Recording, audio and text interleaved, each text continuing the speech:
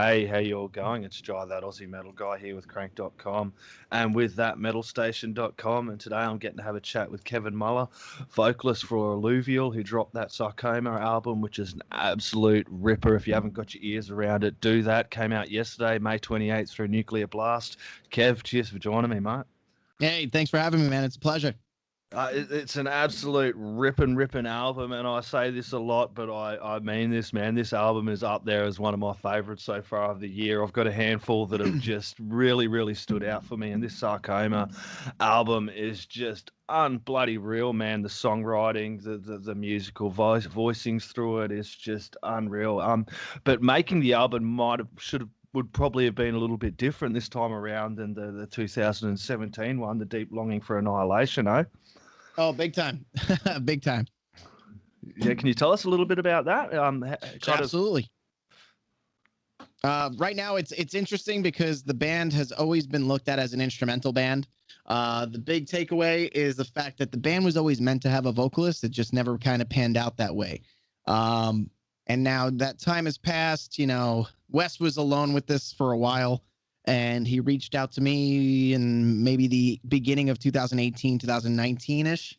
Yep. And we've been talking ever since, and we started tracking, and it's been one of those things for us where we took it one step at a time, not kind of sure what was around the corner for us. You know, it was just us two making conversation with other people, whether it was labels and everything else. But then we fell into having really strong management. We fell into having a really strong team. We fell into a really sick label. We fell into like one step after another. It was always just like, all right, this is sick. And like in our lives, you know, it's so rare to come across something where things just kind of pan out the way you hoped.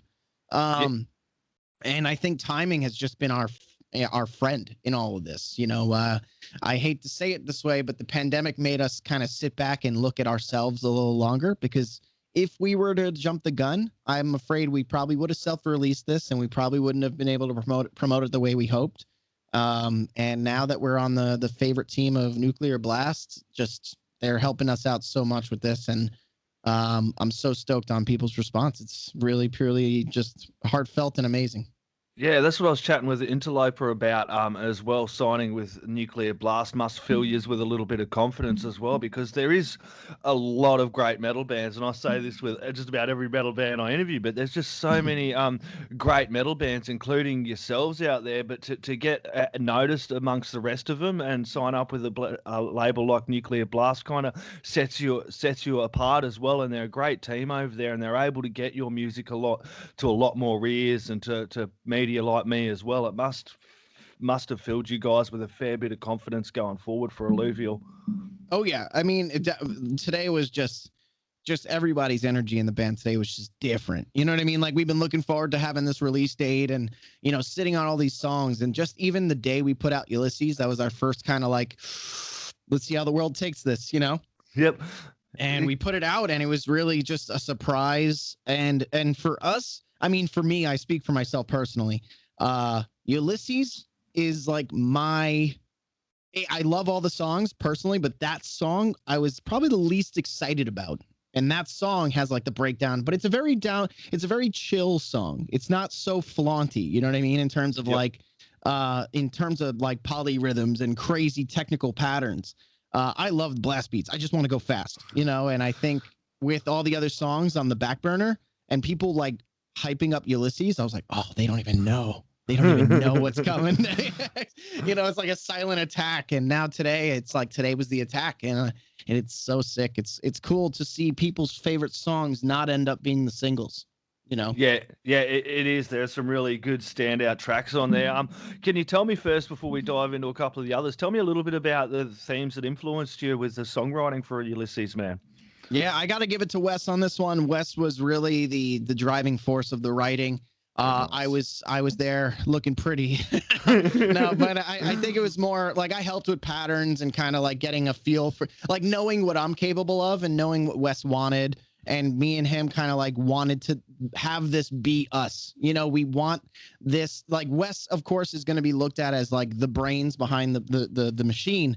But Wes even says it to me. He's like, dude, I want you to take this and like make this yours too. Like, I don't want to be the guy like, you know, there's so many bands out there that operate like, yeah, it's a one guy operation with 5 hired guns, and we don't want that for this band. We want it to be like our own strong family. And dude, it's like, for me, coming from a brutal death metal background, and like, you know, I have my own attack of like, what's heavy to me may not be heavy be what's heavy to someone else, but I know for what makes me sound my style or how I want to be perceived. It's like those stabby patterns that really, it just like, I try to think aggression first, and like the lyrics and the body of the build is really up to the subject matter. And for this album, the subject matter was very focused around Wes's experiences in life and his time in Iraq, and, you know, his time just through life, you know, but like, we've all kind of been in the mud, and I think we all kind of relate to this album because it's not so on the nose. It's vague, but like, if you get what he's talking about, it's on the nose. You know what I mean? It's like, there's every song has its own vice, which is kind of like why the album name is Sarcoma. You know, the song Sarcoma is about people that get in your way, and these like cancers people, you know what I mean? Yep. And I kind of gave Wes the idea of making that the title of the album, because every song is like this gloomy, cancerous cloud in front of you that's in your way, whether it's depression or, you know, substance abuse or, you know, just hard times. You know, you got to persevere and get through it. And I think just getting through the album is that sign of getting through it, you know? So yeah, it's a sign of a good album as well, when you can listen to tracks, and each listener can take that experience on their own and really connect to the songwriting and to the songs themselves as well. Yeah, there's a lot of bands out there that'll give you one song and you can predict every other song on that album. And I think in this album, we did not want that. We wanted it to be like a different experience every track. Yeah, and that's the thing when you listen to albums. I'm a really, really big album person, and those streaming cycles kind of piss me off at times because people get stuck in that, and they don't have that joy of listening to a whole album like Sarcoma from Ulysses right to the Anodyne right at the end there. It creates a whole listening experience, and artists like yourself do put in a lot of effort creating these albums and the track listing and the order in which they sit as well. Yeah, it's tough, man. It's like, again, that's where I'm so happy to be partnered up with guys like Wes. And it's just like, he sees the bigger picture. And I think this band has taught us to be patient with our own process. Cause, you know, we're excited. We're dudes in a metal band. You know, in our brain as a kid that was in school, and you were like, all you were thinking about was the show that night. You know, you didn't care about your class. You didn't care about like what anyone was saying about you. You just cared about getting to band practice and playing on stage. And I think right now we are those kids that are just excited. You know, like think about any 80s movie based on a band where they're in the backstage like, oh, we did it. Like, that's us right now. We're just kind of like living in the moment, all excited, and we can't wait to share that with everybody. You know, the more record sales out there, the more places we go. So yeah, well, that's it. You know, the record sales, everyone getting onto these records, buying the albums as well, and that's a good idea of kind of where you want to tour as well. I know, kind of, it's a little hard to start really booking internationals, but you guys would be really chomping at the bit to get on stage, not only over there in the US, but I suppose over Europe and over this way worldwide, just to rip this out on stage. Absolutely, dude. It's like I'm happy to kind of see that the world is slowly opening up. Like, even if we get some gigs here in the States, like a lot of the states are letting go of their mask mandate, and like venues are starting to kind of resurface. And in terms of international, all I can say is we just got to hope, you know, we got to really just make sure that, you know, everyone's being safe, and, you know, and it's going to be it's going to be a really tough transition, you know. But I've been seeing concerts in different states where kids are moshing and kids are having a good time, and the state is not bitching about it after the fact, saying like, oh, you know, there's been a massive outbreak now. So it's kind of like, oh, they got away with that and it was fine. Yeah. So are we back? It's like, if you can go to a show and all you got to do is put on a mask, or, you know, well, why not do it? Like, we all want this metal scene to go forward as well, you know? Yeah. And there are a lot of bands are feeling exactly what you're feeling. I was chatting with Marcus from Halloween last night, and he was in the same boat as you. They're not booking internationals till 2022, and they're just really keen to get on stage. And it's kind of the position a lot of bands are in, because playing live is a really big part of connecting with your fans goods as well, not only Oh, on for the sure. stage, but merch as well, selling merch, because a lot of people get slack on that. I know metalheads are really good on wanting to buy vinyl shirts, and we metalheads are all about the physicals, but there's a whole industry behind that playing live as well. It's just not the bands that are being affected by this. Oh, for sure. I mean, if you're talking finances, like merch is the number one thing for bands. If you want to support a band, go buy a CD, go buy stickers. Even if it costs you 50 cents or $1, go buy a sticker. You may be paying for that guy's lunch, depending on whatever stance we're in. But at the same time, I think just mentally, just remembering what it's like, just even doing a sound check is like one of the most exciting things. You plug in your mic and you do, like, for me, I'm going to do that one roar. They're like, all right, do a scream. And I'm like, doing my thing. And you hear that reverb in the whole room. You're like, oh, hell yeah. It gives you that vibe of what to expect. And, it keeps us driving forward. And I think, I think a lot of people are missing that. I think every band is missing that. Like, I've been doing the Twitch streaming stuff on the side. And I have a lot of musician friends that were trying to like I'm going to be doing live stream vocal stuff. And I have other friends that play guitar. Shout out to my boy, Mike Leone from Soulfly. And like me and him talk about this all the time, how badly we miss shows and how many tour opportunities like the pandemic kind of compromised us of. And like, just we're itching, dude. It's like, this is literally the strongest drug there is playing a show. And we're slacking right now. And we're ready. Like you said, chomping at the bits, dude.